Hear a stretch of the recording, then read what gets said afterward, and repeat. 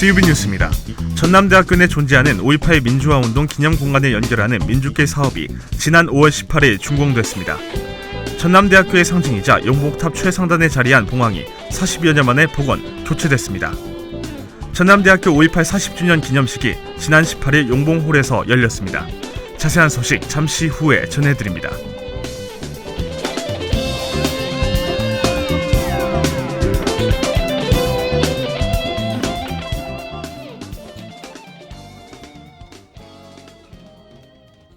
먼저 백송희 기자의 보도입니다. 전남대학교 내 존재하는 5.18 민주화운동 기념공간을 연결하는 민주길 사업이 지난 5월 18일 준공됐습니다. 전남대학교는 5.18 민주화운동 40주년을 맞아 지난 18일 전남대 정문에 위치한 민주공원에서 정병석 총장을 비롯한 대학 관계자, 학생, 총동창회, 민주인사 등이 참석한 가운데 민주길 열림식을 가졌습니다. 이날 열림식은 5.18 단체와 유가족 등 각계 인사의 축하 영상 방영과 민주길 소개에 이어 민주길을 걸어보는 민주길 동행순으로 진행됐습니다. 동행 참석자들은 박관현 언덕, 윤상원 숲, 김남주 뜰, 백화마당, 5.18 광장에 이르는 정의의 길을 걸으며 열사들의 활동상과 상징물의 의미를 되새겼습니다. 민주길은 전남대 학내의 11곳의 민주화운동 기념공간과 상징물들을 각각 정의의 길, 인권의 길, 평화의 길로 연결한 5km의 산책로로 생활 속 민주주의 교육의 장이자 시민, 학생들의 문화, 휴게, 소통의 공간으로 활용됩니다.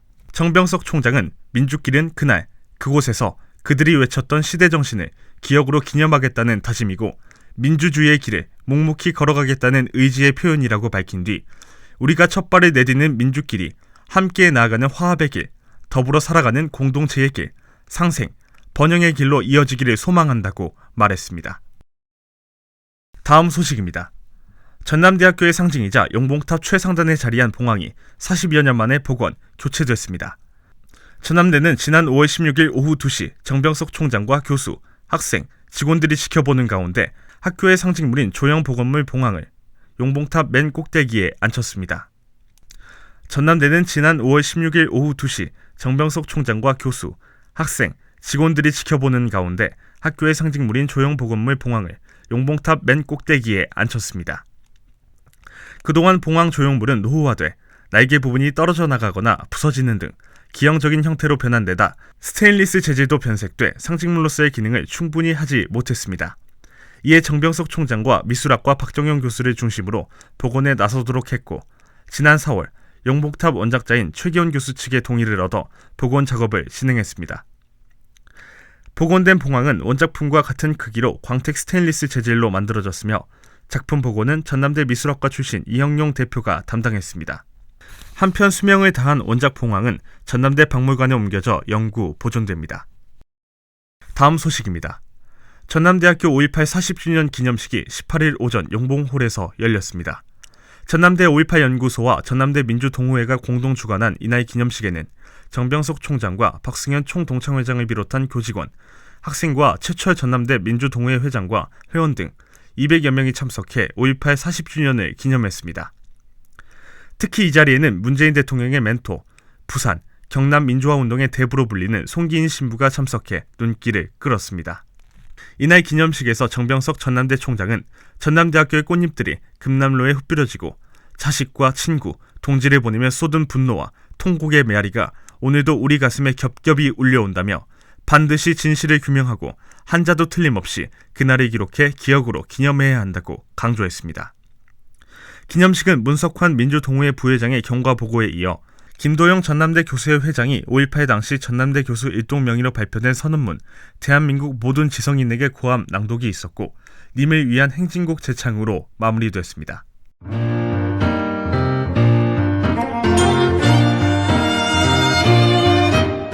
안내입니다. 2020학년도 제1학기 수강신청 취소 기간 추가 운영을 안내합니다.